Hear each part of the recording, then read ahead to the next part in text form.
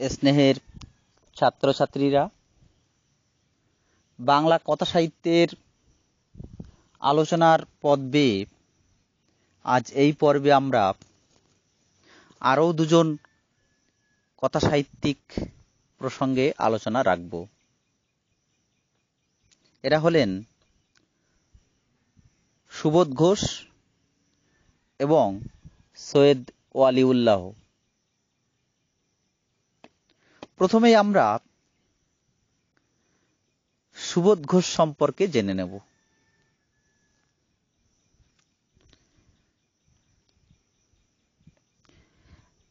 স্বাধীনতা প্রাপ্তির পূর্বে বাংলা সাহিত্যে যে সকল সাহিত্যিক বাংলা কথা সাহিত্যকে সমৃদ্ধ করেছিলেন, বাংলা সাহিত্যকে ফুলে ফলে ভরিয়ে দিয়েছিলেন, তাদের মধ্যে সুবোধ ঘোষ অন্যতম। কল্লোল পরবর্তী কথা সাহিত্যিকদের মধ্যে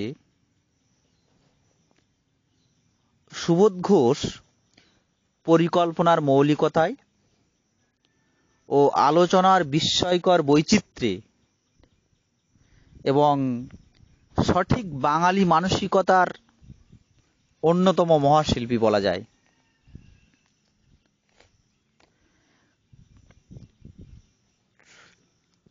কল্লোলের বিদ্রোহ স্তিমিত হয়ে যাওয়ার পর, থেমে যাওয়ার পর আধুনিকতম নানা জিজ্ঞাসা, এই জিজ্ঞাসা যখন আত্মসামাজিক দিকে স্পষ্ট হয়ে ওঠে, তখন সাহিত্যিকরা সেই সব জিজ্ঞাসাকে সাহিত্যে রূপ দিতে থাকেন। উপন্যাসে, ছোট গল্পে রূপ দিতে থাকেন। ঠিক এমনই একজন কথা সাহিত্যিক হলেন আমাদের আলোচনার কেন্দ্রে যিনি, সেই সুবোধ ঘোষ। তার ছোট গল্পের বিষয়বস্তু জীবন ভাবনা ও শিল্প সিদ্ধির ত্রিবেণী সঙ্গম ঘটালেন সুবোধ ঘোষ একেবারে তার প্রথম আবির্ভাবেই।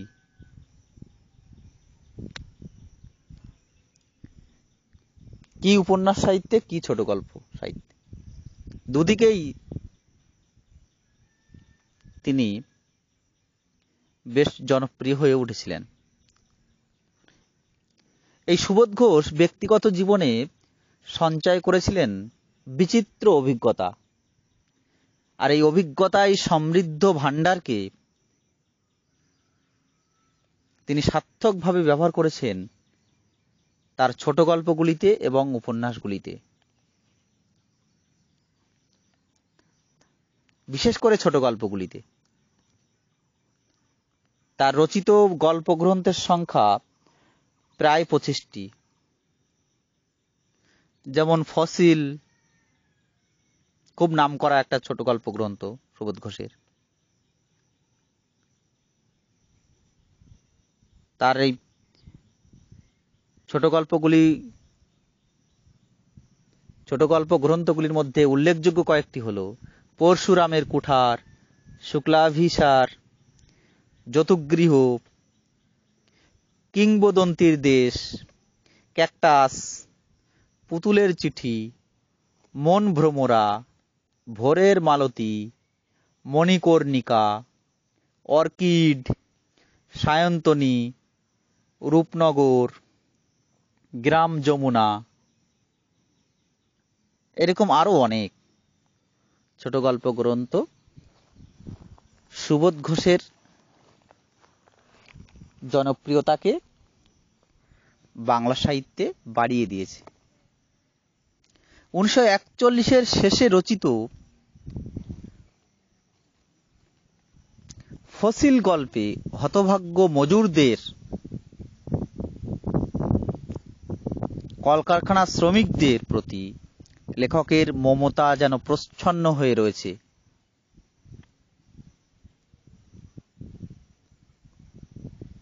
এখানে কুলি মজুরদের কথা ফসিল গল্পে যেন বাস্তবসম্মতভাবে রূপ পেয়েছে। তাদের জীবনের কথা, তাদের সমস্যার কথা, তাদের প্রতি অত্যাচারের কথা, তাদের প্রতি অবিচারের কথা। সামন্ততন্ত্ররা যে গরিবদের উপর অত্যাচার করে বা করে আসছে, সেটা এই ফসিল গল্পে যেন আরো সুন্দরভাবে দেখিয়ে দিয়েছেন। তার সুন্দরম একটি বিখ্যাত গল্প। এই সুন্দরম গল্পেও এই একই মানসিকতা লক্ষ্য করা যায়।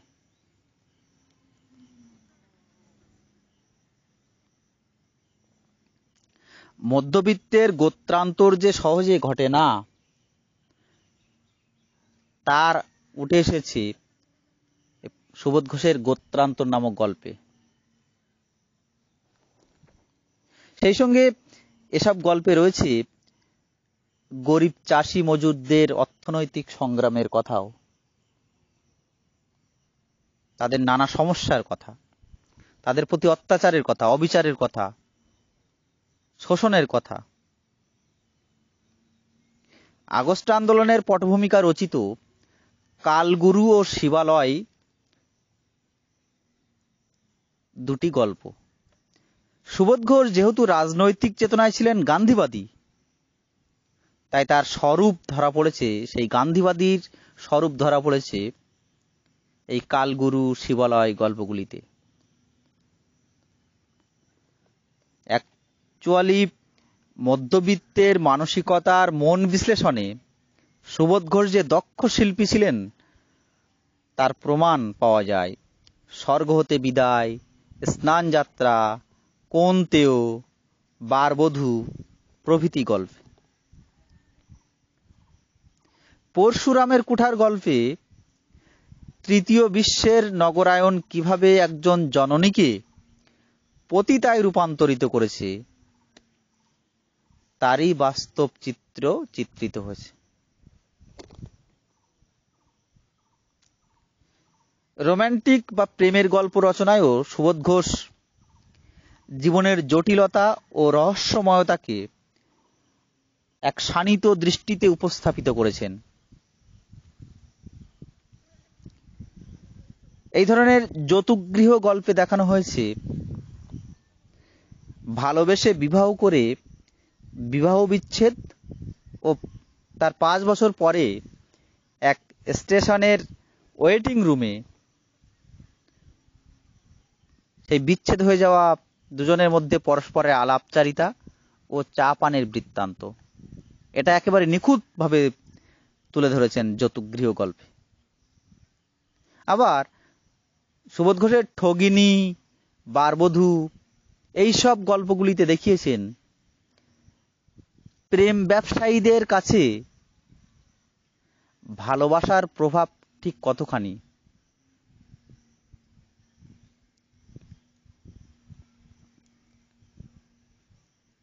ভালোবাসা যে একটা ব্যবসা এক শ্রেণী মানুষের কাছে, প্রেম যে এক শ্রেণী মানুষের কাছে ব্যবসা, সেটা একেবারে চোখে আঙুল দিয়ে দেখিয়ে দিয়েছেন এই ঠগিনী, বারবধূ প্রভৃতি গল্পের মধ্যে দিয়ে।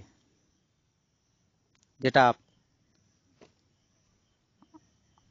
যে সমস্যা, যে সামাজিক ব্যাধি আগেও ছিল, বর্তমানেও আছে। আসলে দাম্পত্য প্রেম নিষ্ঠার সনাতনী আদর্শের আড়ালে কত যে বিচিত্র চোরা গলি আছে, আছে কুটিলতা ও জটিলতা। সেসব চোরা গলি, কুটিলতা, জটিলতা, নানা রকম সমস্যা বিচিত্র রূপ দিয়েছেন সুবোধ ঘোষ। সমাজের নানা অসঙ্গতি, অন্যায়, অবিচার, বঞ্চিত, নিপীড়িত মানুষের করুণ অবস্থা সুবোধ ঘোষের বিভিন্ন গল্পে আশ্চর্য মিতভাষিতায় স্বল্প বাক্যে তীক্ষ্ণ বিদ্রূপে যেন ঝলসে উঠতে দেখি আমরা।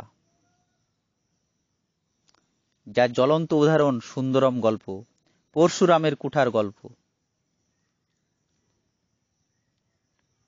আবার তার কিছু গল্পে সমাজ চেতনার পরিচয় পাওয়া যায়। তার এই সমাজ চেতনা বিষয়ক গল্পগুলি হল 3 অধ্যায়, চতুর্থ পানিপথের যুদ্ধ। এইসব গল্পে সমাজ চেতনার পরিচয় পাওয়া যায়। সুবোধ ঘোষের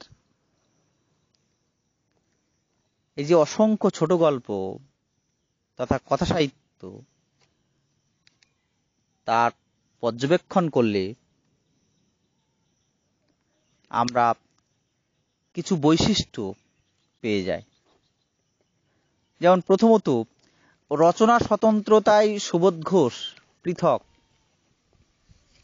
অর্থাৎ তার তুলনা সমকালীন লেখকদের মধ্যে মেলে না। দ্বিতীয়ত, অন্তজ অর্থাৎ নিম্নশ্রেণী ও মধ্যবিত্ত জীবন চিত্রণের পটভূমিকায় সুবোধ ঘোষের গল্পগুলি অবশ্যই জনপ্রিয়, অবশ্যই মনে রাখার মতো। তৃতীয়ত, সমাজের সুবিধাবাদী শ্রেণীর মুখোশটিকে সুবোধ ঘোষ তার ছোট গল্পের মধ্য দিয়ে কথা সাহিত্যের ভিতরে উন্মোচন করে দিয়েছেন, চোখে আঙুল দিয়ে দেখিয়ে দিয়েছেন।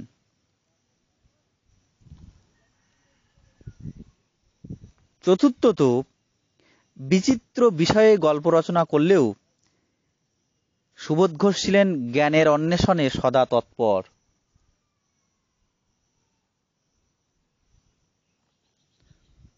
পঞ্চমত, গভীর আর্থসামাজিক চেতনা, প্রখর বাস্তব জ্ঞান ও অভ্রান্ত জীবনবোধ সুবোধ ঘোষের ছোট গল্পগুলির বিশেষ সম্পদ বলা যায়। ষষ্ঠত, মধ্যবিত্তের ভণ্ডামি, তাদের নীচতা, তাদের সুবিধাবাদী প্রবণতা সুবোধ ঘোষ অত্যন্ত অল্প কথায় তার বিভিন্ন গল্পে বিশ্লেষণ করে পাঠকদের উপহার দিয়েছেন, পাঠকের অভিজ্ঞতা বাড়িয়ে দিয়েছেন।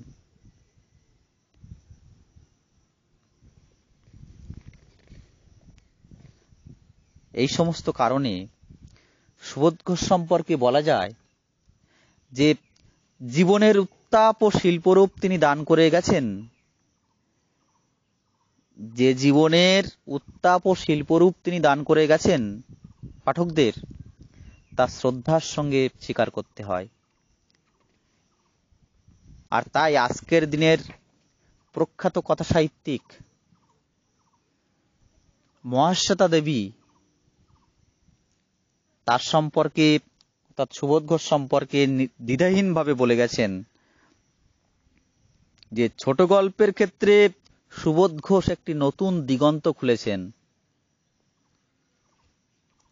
আর আমরা তার সম্পর্কে জানার পরে এটা বুঝতে পারি যে মহাশ্বেতা দেবী মনে হয় খুব একটা বাড়তি কথা বলেননি, বেশি কথা বলেননি সুবোধ ঘোষ সম্পর্কে।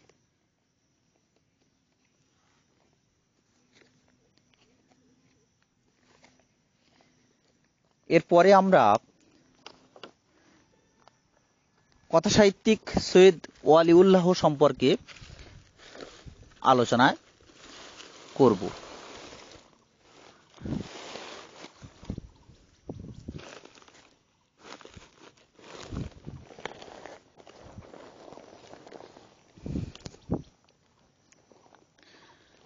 প্রখ্যাত সাংবাদিক ও কথা সাহিত্যিক এই সৈয়দ ওয়ালিউল্লাহ দুই বাংলার সাহিত্যপ্রেমীদের কাছে একটা স্মরণীয় নাম। সময় ও সমাজ সচেতনে এই শিল্পী মানুষটি তার ছোট গল্প তথা কথা সাহিত্য রচনার সময় সমকালীন দেশ, কাল, পাত্রকে ভুলে থাকতে পারেননি। বাস্তবতাকে ভুলে থাকা সাহিত্যিকের পক্ষে সম্ভবও না। তাই তার গল্পের অবয়বে, তার উপন্যাসের অবয়বে তিনি উপহার দিয়েছেন দেশ বিভাগ, উদ্বাস্তু সমস্যা, নৈরাজ্যতা, সাম্প্রদায়িকতা, দেশ বিভাগজনিত হিংসা, বিদ্বেষ, ধর্মীয় সম্পর্কে হানাহানি, কাটাকাটি প্রভৃতির মতো ঐতিহাসিক বিষয়কে। এই বিষয়গুলি তার গল্পের স্বাদকে যেমন বাড়িয়ে দিয়েছে, তার গল্পকে যেমন জনপ্রিয় করে তুলেছে, তেমনি তার সাহিত্য হয়ে উঠেছে ঐতিহাসিক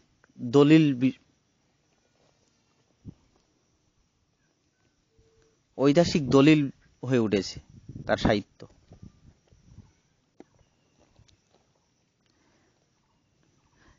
ওয়ালিউল্লাহের ছোট গল্পের সংখ্যা খুব বেশি নয়।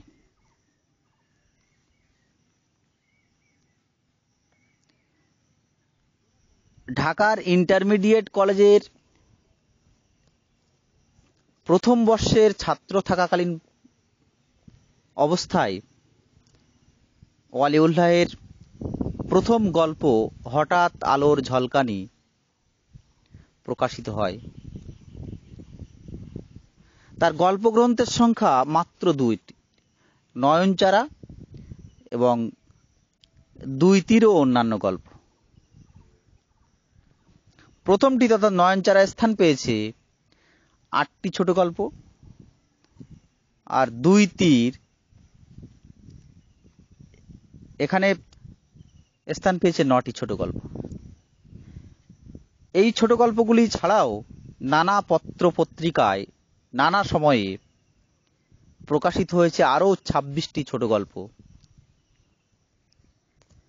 তার এই ছোট গল্পগুলি বিষয়ের অভিনবত্বে,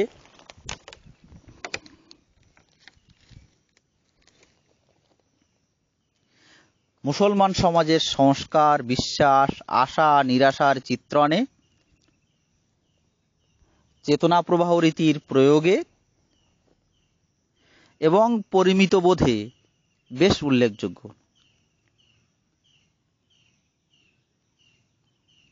নয়নচারা গল্পগ্রন্থ সংকলনের গল্পগুলি ব্যক্তি মানুষের স্বরূপ উদ্ঘাটনে অভিনব বলা যেতে পারে।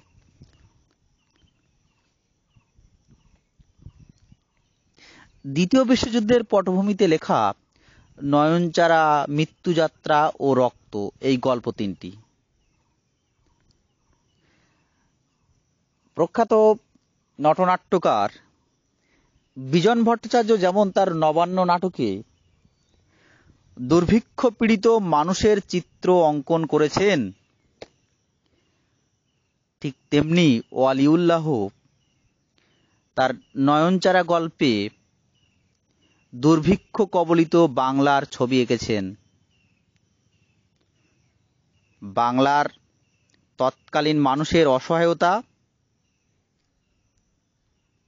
অভাব অনটন, শাসন শোষণ এসবের নগ্ন ছবি তিনি এই গল্পে তুলে ধরেছেন।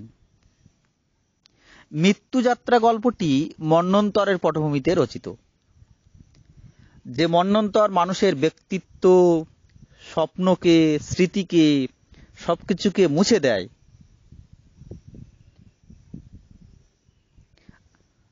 আর রক্ত গল্পটি আব্দুল নামে এক অসুস্থ খালাসির স্নেহহীন নারী প্রেম বঞ্চিত জীবন কাহিনী। গল্পটি অত্যন্ত জনপ্রিয় হয়ে উঠেছিল।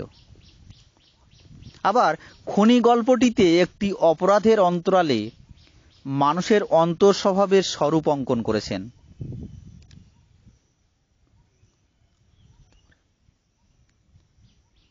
জাহাজি গল্পে বৃদ্ধ করিম সারেঙের শূন্য ব্যর্থ জীবন কথায় প্রাধান্য পেয়েছে। আবার পরাজয় গল্পে নিসর্গের আবহে ধরা পড়েছে সদ্য বিধবা বন্ধু পত্নী কুলসুমকে কেন্দ্র করে মজনু ও কলির সলজ্জ পরাজয়ের কাহিনী। আবার সেই পৃথিবী গল্পে উঠে এসেছে একটি চোরের মানসিক পরিবর্তনের কাহিনী। দুই তীর গল্পে গল্পকার দেখিয়েছেন মিলন অসম্ভব নদীর দুই তীরের মতো আফসার উদ্দিন ও হাসিনার দাম্পত্য জীবন কিভাবে ব্যর্থ হয়েছে।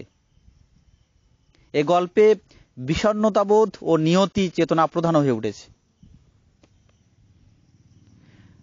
আবার দেশ বিভাগের পটভূমিতে লেখা একটি তুলসী গাছের কাহিনী গল্পটি। এর কাহিনী সামান্য হলেও গল্পটির উপস্থাপনা অবশ্যই ব্যঞ্জনাময়।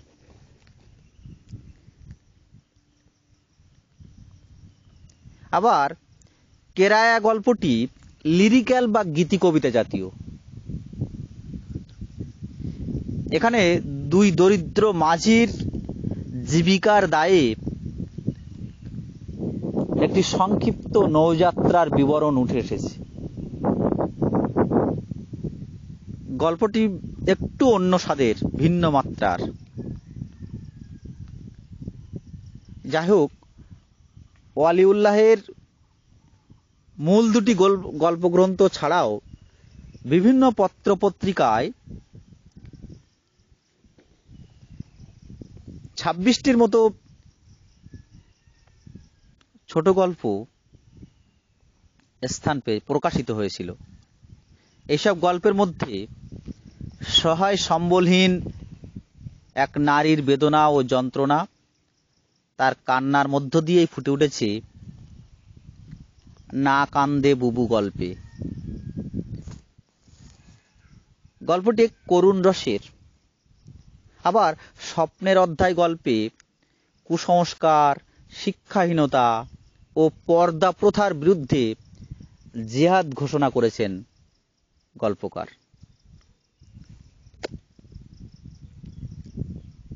এসব গল্প ছাড়াও মনস্তাত্ত্বিক টানাপোড়েন ও সমাজ জীবনের ঘাত প্রতিঘাতকে একেবারে রূপকের আকারে প্রকাশ করেছেন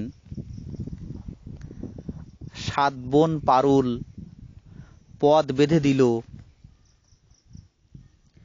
নানির বাড়ির কেল্লা, নীল আকাশ, স্বপ্ন নেমে এসেছিল, এইসব বিচিত্র শ্রেণীর ছোট গল্পগুলিতে। যাই হোক, সৈয়দ ওয়ালিউল্লাহের এই যে ছোট গল্পের কথা আমরা আলোচনা করলাম, এই গল্পগুলি সম্পর্কে কিছু বৈশিষ্ট্য ধরা পড়ে। যেমন প্রথমত, ওয়ালিউল্লাহ এমন একজন কথা সাহিত্যিক যিনি ছিলেন দেশকাল সচেতন। এই সচেতনতা সমাজে, সাহিত্যে অবহেলিত মুসলমান সমাজের চরিত্রাঙ্কনে সাহায্য করেছে, যা রূপ পেয়েছে তার কথা সাহিত্যের মধ্যে, ছোট গল্পের মধ্যে। দ্বিতীয়ত, অন্তবাস্তবতা রাজ্যে ওয়ালিউল্লাহ স্বচ্ছন্দে পদচারণা করতে দেখি আমরা। চেতনা প্রবাহ রীতিকে তিনি ছোট গল্পের স্বল্প আয়তনেও প্রয়োগ করেছেন। তৃতীয়ত, তার গল্পগুলিতে বিষয় বৈচিত্র্য খুব বেশি নেই, তবে ভাষাগত দিক থেকে এবং প্রকরণগত দিক থেকে তার ভাবনার সমৃদ্ধি অবশ্যই অতুলনীয়, এটা স্বীকার করতেই হবে। চতুর্থত, জীবন সম্পর্কে নিত্য নতুন জিজ্ঞাসা সমকালীন আর্থসামাজিক প্রেক্ষাপটে তার কথা সাহিত্যের ভিতরে উপস্থাপিত হয়েছে।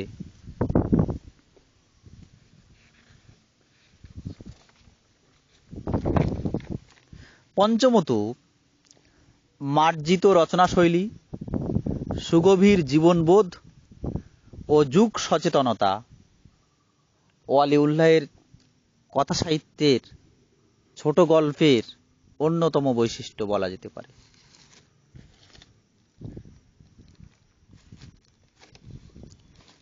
যাই হোক, জীবনের অসম্পূর্ণতা, গ্লানি এবং সামাজিক, অর্থনৈতিক, ধর্মীয় অসাম্যকে আঘাত করতেই ওয়ালিউল্লাহ হাতে কলম তুলে নিয়েছিলেন। বিশেষ করে মুসলমান সমাজের সমস্যা, তাদের ধর্মান্ধতা, তাদের অশিক্ষা, তাদের কুসংস্কারকে তিনি তার প্রগতিশীল চেতনার আলোয় প্রকাশ করেছেন অনবদ্য শিল্পিত ভাষা বন্ধনে, সহজ সরল ভাষার গ্রন্থি বন্ধনে, তার ছোট গল্পগুলিতে, তার কথা সাহিত্যের মধ্যে। সেজন্য শুধু বাংলাদেশের সাহিত্যে নয়, সমগ্র বাংলা সাহিত্যের ইতিহাসে তিনি নিজস্ব দৃষ্টিভঙ্গির জন্য তিনি একটা নিজস্ব জায়গা করে নিয়েছেন, একথা স্বীকার করতেই হবে। যাই হোক, আজকের আলোচনা এ পর্যন্তই।